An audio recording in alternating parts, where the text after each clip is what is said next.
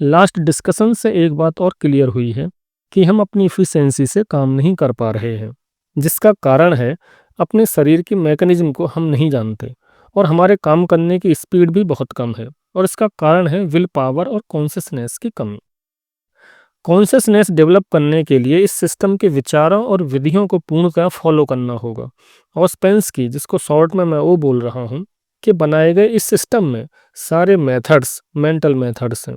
बाहरी दुनिया जैसी भी है, जैसी दिखाई देती है, वह हमारे विचारों पर डिपेंड करती है। यदि विचार बदलते हैं तो एनवायरनमेंट भी बदलता है। कॉन्शियसनेस डेवलप करने के लिए पहले विल पावर डेवलप करनी पड़ेगी।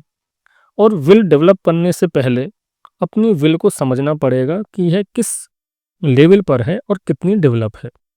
प्रत्येक क्षण स्वयं को ऑब्जर्व करके देखें तो हम इस कंक्लूजन पर आते हैं कि जो हमको लग रहा है कि हम कर रहे हैं, जबकि सत्य यह है कि सब हो रहा है। नेचर के फोर्सेज इतने प्रभावशाली हैं कि हम जो डिसाइड करते हैं वह हो ही नहीं पाता। और इससे बचने के लिए हमने चतुराई सीख ली है। हम नेचर के कामों का श्रेय स्वयं को देने लगते हैं। जैसे मैं सोने जा रहा हूँ, या मैं जाग गया हूँ, या मैं खाना खा रहा हूँ, ये सारे कार्य नेचुरली हो रहे हैं। इनको आप रोक नहीं सकते। हमने अपना ईगो नेचर के साथ जोड़ दिया है, जिससे हम कुछ ना करते हुए भी सेटिस्फाई हो जाते हैं कि हम ये काम सब हम कर रहे हैं।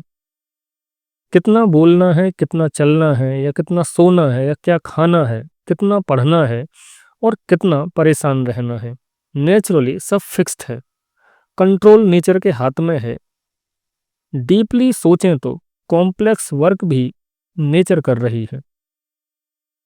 जैसे चिड़िया घोंसला बनाए और बच्चों को पाले, या जंगल के जानवर अपने को सरवाइव करने के लिए फाइट करें। ये सब हो रहा है। यह जब तक होता रहेगा जब तक कि प्राणी की विल पावर एक लेवल तक इम्प्रूव ना हो जाए। और उस लेवल तक इम्प्रूव होने के बाद ही प्राणी सिचुएशन को अपने कंट्रोल में ले सकता है। अपनी एक्टिविटी को डीपली ऑब्जर्व करके देखें, और यदि यह बात समझ में आ जाती है और हम एक्सेप्ट कर लेते हैं कि विल की कमी है, तो विल इम्प्रूव करने के लिए इन दो शब्दों का यूज करना सीखना बेहद जरूरी है। पहला यूजफुल और दूसरा हार्मफुल।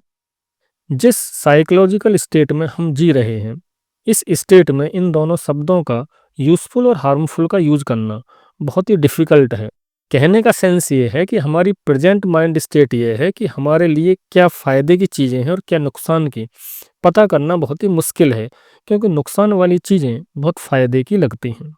यदि आप आदमी को मानते हैं कि उसके डेवलपमेंट की गुंजाइश है, तो बात बिल्कुल स्पष्ट है कि जो उसके डेवलपमेंट में हेल्प करे वह यूज़फुल है, और जो उसके डेवलपमेंट को अवरुद्ध करे वह हार्मफुल है। डेवलपमेंट का मतलब कॉन्शियस डेवलपमेंट। हम फालतू बेकार के कामों में क्या लाभकर है और क्या हानिकर है, इस आइडिया का बहुत यूज करते हैं।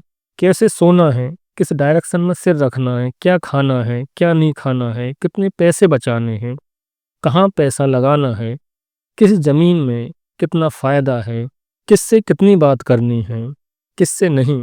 हम हर तुच्छ से तुच्छ बात में यूजफुल और यूजलेस की बात करते हैं, जबकि सीरियस प्रॉब्लम में हम इन शब्दों का विचार ही नहीं करते।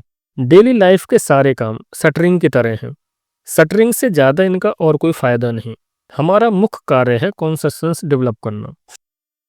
कितनी अजीब बात है कि हम इस पॉइंट पर यूजफुल हार्मफुल नहीं देखते। या कितनी अजीब बात है कि हमें इसको एक्सप्लेन करना पड़ रहा है।